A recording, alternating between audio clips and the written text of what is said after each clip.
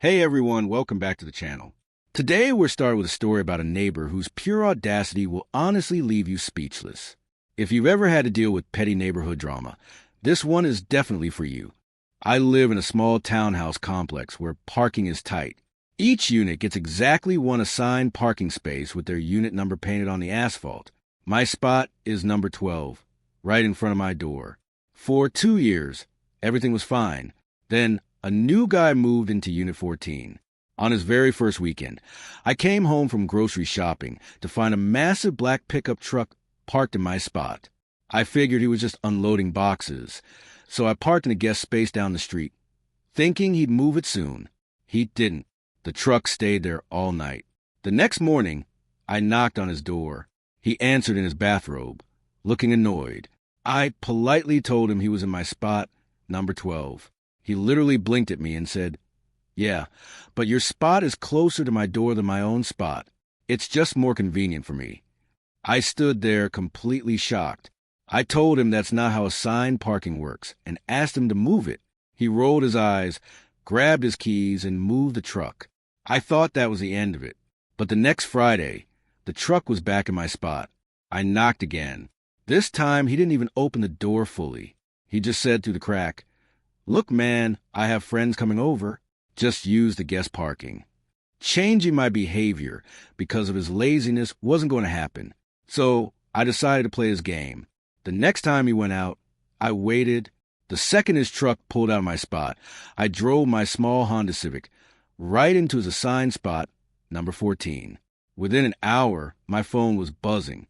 It was a text from the landlord. Apparently, Neighbor 14 had called to complain that a mystery vehicle was illegally parked in his space. I walked outside and saw him standing by my car, looking furious. I walked up and said, "Oh, sorry, man. Your spot is just close to the dumpster, and I need to throw away some trash later. It's just more convenient for me." The look on his face was priceless. He realized exactly what I was doing. He started arguing that it wasn't the same thing, but I just smiled and walked back inside. He ended up having to park his massive truck in the guest spaces down the street because both our assigned spots were locked down. We basically had a cold war over parking for a week. Eventually, the landlord got involved and threatened to tow his truck if he ever touched spot 12 again. He doesn't park in my space anymore, but he still glares at me every time I drive by. Honestly, the level of entitlement some people have over things that aren't theirs is mind-boggling. That story ends there. The way some people think the rules don't apply to them is crazy. Speaking of people with completely backwards priorities, this next story is about family dynamics that will make you question how some people even function. My mother is completely obsessed with Facebook. She's the kind of person who posts 5 times a day, shares fake inspirational quotes, and treats her likes like actual currency. Everything in our family has to be perfect for her online audience. Last month, I graduated from college. I'm the first person in our immediate family to get a degree, and I worked 2 jobs to pay for it myself. It was a huge milestone for me. On the day of the ceremony, my mom took about 50 photos of me in my cap and gown. She told me how proud she was and kept talking about the big post she was going to write. A week went by. I kept checking her profile, but there was nothing. No photos, no mention of my graduation, nothing. I figured she was just busy. But then on Sunday, she made a massive 3-paragraph post. It had professional-looking photos, a beautiful layout, and a long, emotional caption. The post was about her new air fryer. I'm not even kidding. She wrote a literal love letter to a kitchen appliance. She talked about how it changed her life, how it brought the family together, and how it was the best thing to ever happen to her kitchen. The post got hundreds of likes and comments from her friends. Meanwhile, my college degree didn't even get a single sentence on her page. I went over to her house for dinner a few days later and casually brought it up. I said, "Hey, Mom, I noticed you posted a whole photo shoot for your air fryer, but you didn't post anything about my graduation." She looked at me like I was being completely unreasonable. She said, "Oh, honey, everyone already knows you graduated. Why would I post about that? But people need to know about the air fryer. It makes the chicken wings so crispy." I tried to explain to her that it felt really hurtful that a piece of plastic got a major celebration on her social media. while my 4 years of hard work got completely ignored. She got defensive immediately, accusing me of being jealous of an appliance and telling me I was being dramatic. The worst part is that she genuinely didn't see the issue. In her mind, the air fryer was trending and would get her more engagement, while my graduation was old news.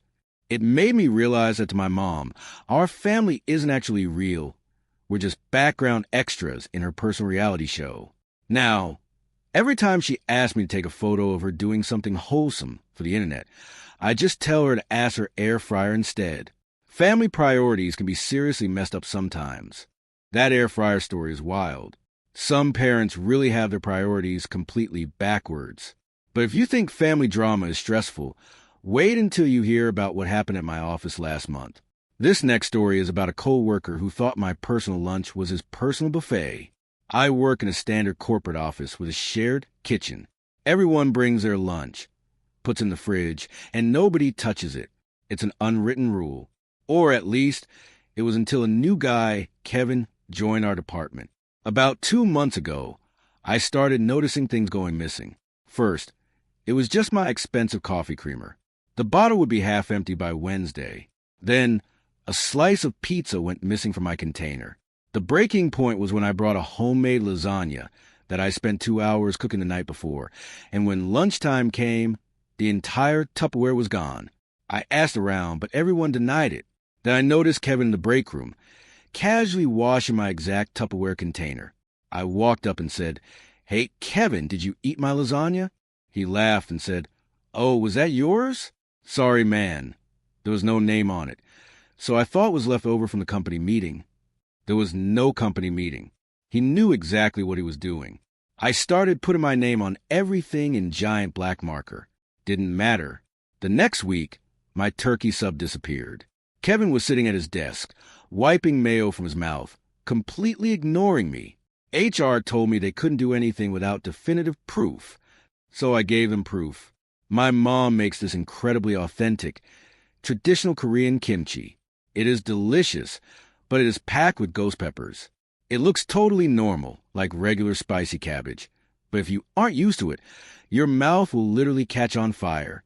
I made a beautiful pork and rice bowl, loaded it with my mom's nuclear kimchi, and put it in a clear container right at the front of the fridge. I didn't put my name on it. I just waited. Around 11:30 a.m., I was sitting at my desk when I heard a muffled scream from the break room. Then came the coughing. I walked into the kitchen and found Kevin chugging milk straight from the carton, tears streaming down his face, his skin completely bright red. My container was open on the table. I looked at him, completely calm, and said, "Wow, Kevin, you look rough. Did you accidentally eat my lunch again? You should really check for names." He tried to complain to HR that I poisoned him, but HR asked him why he was eating someone else's unlabeled food in the first place. He had no answer. He hasn't touched a single item in that fridge since, and my lunches have been completely safe. Sometimes you just have to let the problem solve itself. Stealing lunches at work is a risky game, and Kevin definitely learned his lesson. But at least you can leave your co-workers at 5 p.m. When you have a roommate who doesn't understand boundaries, there's literally nowhere to hide. This next story is about a roommate whose cheapness reached a whole new level of crazy. I live in a 2-bedroom apartment with a guy I found on a university housing group named Dave. Dave is okay for the most part, but he is aggressively cheap. He turns off lights the second you leave a room, counts his pennies, and buys the absolute cheapest single-ply toilet paper that feels like sandpaper. On the other hand, like comfort, I buy the expensive, ultra-soft 3-ply toilet paper. It's my one luxury in this apartment. About a month ago, I noticed my toilet paper rolls were disappearing at an impossible speed. I put a brand new, fluffy roll in my private bathroom, and 3 days later, it would be down to the cardboard. I live alone in my room, so there was no way I was using that much. I kept an eye out and realized Dave's bathroom only had his cheap, scratchy paper. But whenever I went into the shared living room, I'd see him coming out of my hallway. I confronted him. I said, "Hey, Dave, are you using the toilet paper from my bathroom?" He shook his head and said, "No way, man. I only use my own stuff." Your paper is too expensive anyway. I wouldn't waste my money on that. Notice how he didn't say he wouldn't steal it, just that he wouldn't buy it. The next day, I decided to do a little experiment. I took a brand new roll of my premium toilet paper, unrolled about 5 feet of it, and used a yellow highlighter to write a message along the paper every couple of feet. Highlighting doesn't show up unless you really look at it under bright light, or if you look at the roll from the side. 2 days later, my roll was empty again. I walked into the shared bathroom that Dave uses when his guests, and there it was, my premium roll, sitting on his counter. I called him into the room. Dave, that's my toilet paper. He looked at me with a completely straight face. Bro, I told you I bought this myself. It's a generic brand. They look exactly the same. I smiled. Oh, really? Pull out a few sheets. He looked confused but pulled the paper. Right there, written in bright neon yellow highlighter across the sheets, was the text, Property of Roommate 4A. Stop stealing. Dave froze. His face went completely white. He looked at the paper, then at me, and literally had nothing to say. The evidence was literally in his hands. He mumbled some excuse about a bathroom emergency and walked away. He actually went out that night and bought me a 24-pack of the expensive brand to apologize. We still live together, but now he knows that if he tries to save $1 at my expense, I will find a way to label it. That roommate story was a textbook definition of petty, right? But at least he bought the replacement pack. This next story takes neighbor drama to a whole new level. It's about a suburban dad who was so obsessed with his property value that he completely lost his mind over my driveway. Check this out. I bought my first house about a year ago. It's a nice, split-level home in a quiet subdivision just outside of Charlotte. The neighborhood is full of people who spent way too much money on riding lawnmowers and spend their weekends wearing white New Balance sneakers, staring intensely at weeds. The king of these suburban dads is my next-door neighbor, Richard. Richard is 45, works in corporate insurance, and treats the neighborhood like it's a high-security military base. His lawn looks like a golf course. Not a single blade of grass is out of place. The very first day I moved in, while the movers were literally carrying my couch to the front door, Richard walked across the property line.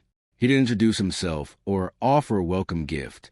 Instead, he pointed at the moving truck and said, "Hey, bud, the rear tire of that truck is about 2 inches onto my curb. If it cracks the concrete, that's on you. Also, we keep our trash cans behind the garage here, not on the side. It ruins the aesthetic of the street." I was exhausted, sweaty, and stressed, so I just nodded and told the movers to adjust the truck. I wanted to be a good neighbor, but over the next few months, Richard made it his personal mission to monitor my entire existence. If my grass grew more than 3 inches, I'd get a text message. "Hey, Richard here. Lawn's looking a bit shaggy. Don't want the subdivision looking neglected." If I left a single cardboard box from an Amazon delivery on my porch for more than 12 hours, he'd cough loudly while walking his golden retriever and stare at my house until I came out to grab it. The breaking point happened during the winter. I drive an older model Jeep Wrangler. It's my pride and joy, but it leaks a tiny bit of oil. We're talking a couple of drops a week, barely noticeable unless you're looking at the driveway with a magnifying glass. Well, Richard apparently was. One Saturday morning, I walked out to get my mail, and I saw Richard standing in the middle of my driveway. He was bent over, hands on his knees, taking a photo of the concrete with his iPhone. I walked up behind him. "Can I help you with something, Richard?" He jumped a little, then stood up and adjusted his sunglasses. He looked incredibly serious, like he was a detective at a crime scene. "We have a problem. Bud, your vehicle is discharging hazardous fluids onto the driveway. Oil stains destroy property value. I've already contacted the Homeowners Association, but I wanted to give you a chance to clean it up before they issue a formal citation." I looked down. There was a dark spot about the size of a dime on my concrete. "Richard, it's 2 drops of oil. It's a driveway. That's literally what it's for. Cars park here." "Not in this neighborhood," Richard said, his voice turning cold. "We maintain standards here.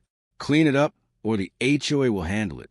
I went to the store, bought some heavy-duty degreaser, and scrubbed the spot until the concrete looked brand new. I thought that would satisfy him. But the next weekend, I noticed something strange. I was sitting in my living room, looking out the window, and I saw Richard walk to the edge of his property. He had a small black plastic tube in his hand. He quickly attached it to the trunk of an oak tree that sits right on the border between our yards, pointing directly at my driveway. It was a stealth security camera, a trail cam used for hunting deer, completely hidden by the leaves. He was literally spying on my car to see if it leaked oil. I was furious. It's one thing to be a picky neighbor, but secretly installing a camera to monitor my property is a massive violation of privacy. I could have gone over there and screamed at him, but guys like Richard love confrontation. They love playing the victim and running to the police. I needed a better plan. I needed to use his own obsession against him. I went online and bought a highly realistic, fake rubber oil spill mat.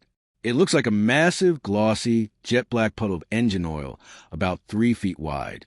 That night, around 2 a.m., I crept out to my driveway and placed a fake rubber puddle directly under the engine of my Jeep. The next morning, I woke up early, made a cup of coffee, and sat by my front window with a pair of binoculars. Around 7:30 a.m., Richard came out to get his newspaper.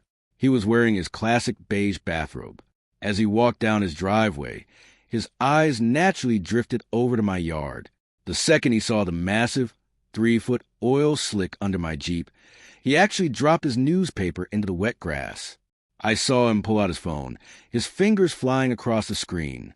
He was definitely taking photos and texting the HOA board members. Then he couldn't help himself. He wanted a closer look. He slowly walked across the property line, stepping onto my concrete, pulling his phone out to take a macro shot of the damage. Right as he bent over to touch it, I opened my front door and yelled through a megaphone I had borrowed from a friend, "Attention citizen, you are currently trespassing on private property. Please retreat to the assigned green zone." Richard fell backward onto his butt, his phone flying out his hand and skittering across the driveway. He looked around wildly, his face turning the color of a ripe tomato. I walked down the steps, smiling warmly. "Morning, Richard. Just checking on the property values. What brings you to my side of the fence?" He scrambled to his feet, tried to regain his dignity while his bathrobe was covered in dirt. "Your car. Look at this. This is an environmental disaster. I'm calling the city management. This is a hazardous spill." I walked over, bent down, and casually peeled the rubber mat off the concrete with one hand. The driveway underneath was completely dry and spotless. I shook the rubber mat in front of his face. "You mean this, Richard? It's a doormat. I think it adds a nice, industrial aesthetic to property, don't you?" He stared at the rubber mat, his mouth opening and closing like a fish out of water. He realized he had been completely played. He'd probably spent the last 20 minutes sending frantic emails to the HOA with photos of a piece of toy rubber. "And by the way," I added, pointing to the oak tree, "I love the new decoration on your tree. But since that camera is technically capturing 60% of my private property, my lawyer told me to ask you to remove it by noon today, or we could discuss it in court for illegal surveillance. Have a great Sunday." Richard didn't say a word. He grabbed his phone, turned around, and marched back into his house, his bathrobe fluttering in the wind. By 11 a.m., the hidden camera was gone from the tree. Since then, the texts have completely stopped. He doesn't look at my grass. He doesn't look at my trash cans, and he avoids looking at my driveway like it's radioactive. Sometimes, the only way to deal with a control freak is to show them exactly how ridiculous they look when they lose control. There is nothing more satisfying than watching a suburban dictator realize he has no power. But while neighbors are annoying, co-workers can be downright dangerous, especially when they think they're smarter than everyone else. This final story is about a guy at my office who thought he could use my hard work to get himself a free corporate promotion. I work as a senior data analyst for a mid-sized logistics company. It's a pretty comfortable office, and one of the best perks of my job is that our company rewards high performance with a special parking spot right next to the main entrance, along with a premium corporate coffee card that gives you free access to the high-end espresso machine in the executive lounge. I worked my butt off for 6 months to hit my targets and finally won the Employee of the Quarter award, which meant those perks were mine for the next 3 months. Enter Brad. Brad was a new hire in our department, fresh out of college. wearing tailored suits to an office where everyone else wore polo shirts. Brad was the ultimate talker. He didn't actually do much work, but he spent all day walking around the office, talking to managers, and acting like he was running the company. On my very first Monday with my new perks, I pulled into my designated winner's parking space, only to find Brad's silver BMW already parked there. I thought maybe he just didn't know. So when I got to my desk, I casually mentioned it to him. "Hey, Brad, just so you know, that spot with the trophy sign is reserved for the employee of the quarter. That's me for this month." Brad gave me this incredibly smug smile, patted me on the shoulder, and said, "Oh, I know, man, but I have an early client meeting today, and looking successful is part of the strategy. You don't mind walking from the back lot, right? Team player and all that." I was completely stunned by his audacity. He didn't ask. He just decided his image was more important than my actual reward. And it didn't stop there. Later that afternoon, I went to the executive lounge to use my premium coffee card. When I got a machine, the receptionist told me, "Oh, your colleague Brad already came by with your card. He said you told him he could use it to buy lattes for the marketing team." He had literally taken the card off my desk while I was in a bathroom break. When I confronted him, he laughed it off again. "Come on, it's just coffee. I'm networking, which helps the whole department. Don't be petty." I realized talking to Brad was useless. He was the type of corporate parasite who takes whatever he wants until someone physically stops him. HR told me that parking disputes and coffee cards weren't major policy violations, so they advised us to just work it out between ourselves. So I decided to work it out. The corporate coffee card was linked to an online employee profile where you could track usage and, more importantly, report the card as lost or stolen to freeze it. The next morning, I saw Brad arrive late, illegally park his BMW in my spot again, and swagger into the building. I waited until I saw him head toward the executive lounge to get his morning high-end coffee. The moment he walked down the hallway, I logged into the employee portal on my computer. I didn't report the card stolen. Instead, I used the transfer benefits feature, which allowed me to temporarily assign the card scanning barcode to a completely different corporate account. I transferred it to the building's automated vending machine system, specifically the one that dispenses heavy industrial cleaning supplies for the janitorial staff. Then I walked down to the executive lounge and stood near the water cooler to watch. Brad walked up to the premium espresso machine, surrounded by 3 junior managers he was trying to impress. He pulled out my card with a flourish and swiped it at the terminal. Instead of pouring a triple-shot vanilla latte, the machine's digital screen flashed bright red, and a loud, robotic alarm started blaring through the lounge. Because the system now thought a janitorial employee was trying to unlock a restricted machine with a cleaning code, a massive automated message popped up on the screen in giant letters. "Unauthorized access. Retrieval code invalid. Security notified." Right at that exact moment, our company's head of building security, a massive, no-nonsense guy named Frank, happened to walk into the lounge for his break. Frank saw the flashing red screen, saw Brad holding the flag card, and walked right up to him. "Is there a problem here, son?" Frank asked, his voice booming. Brad turned bright red, stuttering and trying to explain. No, it's just a glitch. This is my coworker's card. He let me borrow it." I stepped out from behind the water cooler, looking completely innocent. "Actually, Frank, I've been looking for that card all morning. I thought I lost it." "Brad, why do you have my reward card? And why did you park in my reserved spot again today?" The junior managers Brad was trying to impress immediately backed away from him, like he was radioactive. Frank looked at Brad, then at the card, and shook his head. "Using another employee's reward benefits without authorization is a direct violation of building code. And you're legally parked? Let's go take a walk to HR, buddy." Brad was stripped of his building privileges on the spot, and his BMW was actually towed from my space an hour later because Frank personally signed the order. Brad had to pay $250 to get his car back, and the story of him getting busted by security over a stolen coffee card spread through the office within a single day. His successful grind set image was completely ruined, and he spent the rest of the quarter parking at the very edge of the property in the dirt lot. Sometimes, people who try to shortcut their way to the top get exactly what they earned, a long walk from the back parking lot. That office story was a perfect example of what happens when your ego is way bigger than your actual position. But as frustrating as bad coworkers are, you can at least go home at the end of the day to escape them. When the person driving you crazy lives right next door, it's a whole different level of stress. This final story is about a neighbor who thought my backyard was his personal property. Check this out. About 3 years ago, I saved up enough money to buy a small cottage with a decent-sized backyard in a quiet, rural area about an hour outside of Philadelphia. I work from home as a freelance graphic designer, so I wanted a place where I could look out the window, see some trees, and finally escape the constant noise of city traffic. For the first 2 years, it was absolute heaven. My property borders a dense patch of woods on one side, and on the other side, there's just an empty, overgrown plot of land. That empty plot was sold last summer. A guy named Greg bought it. Greg is a retired construction contractor in his late 50s. He drives a massive, loud yellow truck, and from day one, he made it clear that he considered himself the boss of the entire road. He didn't come over to say hello or ask about the neighborhood. Instead, the first time we spoke, he walked up to my porch while I was having my morning coffee, pointed at a beautiful 40-year-old oak tree near the edge of my property, and said, "That tree is casting a shadow on where I'm planning to build my patio.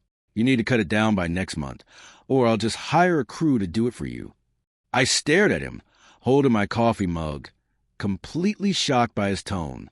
I stood up and said, "Good morning to you too, Greg. First of all, that tree is fully on my side of the property line. Second, it's been here longer than both of us, and I'm definitely not cutting it down." Greg just smirked, shook his head, and scoffed. "We'll see about that, kid. I know the local zoning laws inside and out.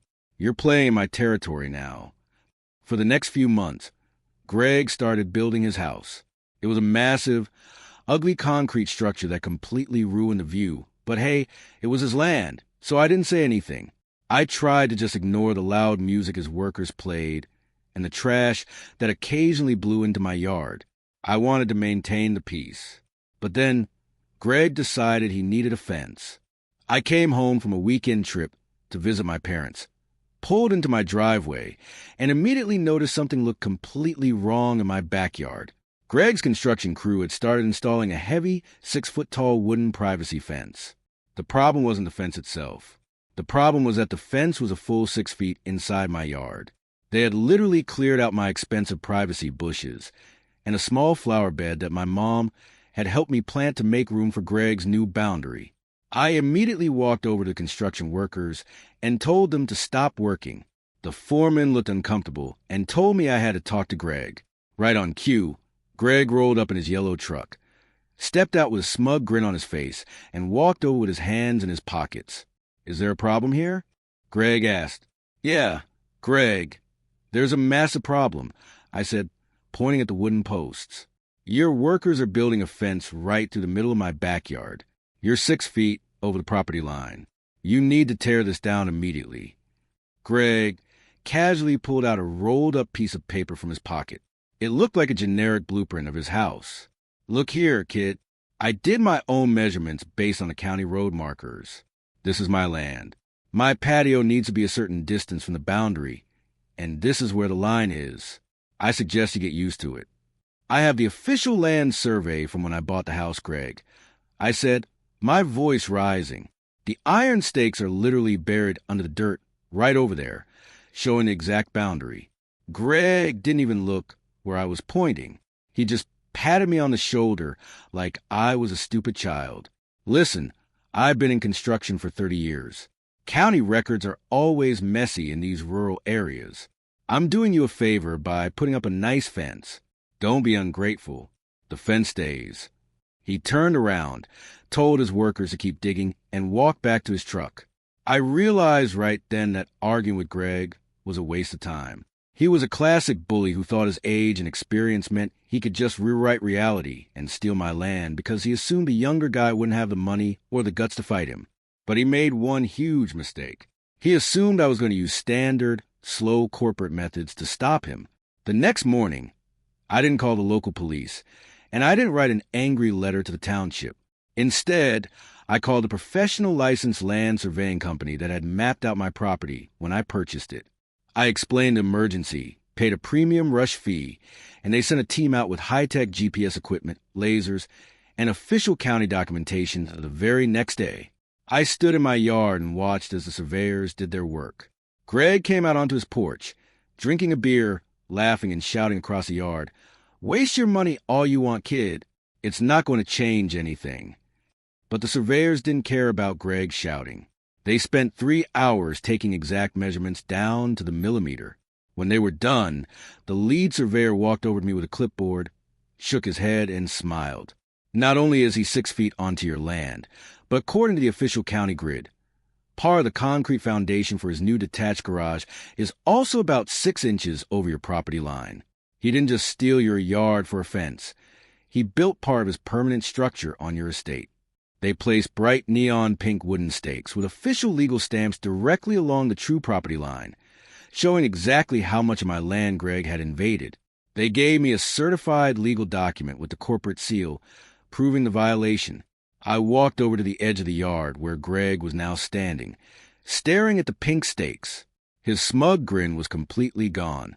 "All right, look," Greg muttered, his voice suddenly much quieter. "Maybe my guys made a slight mistake with the measurements. We can negotiate.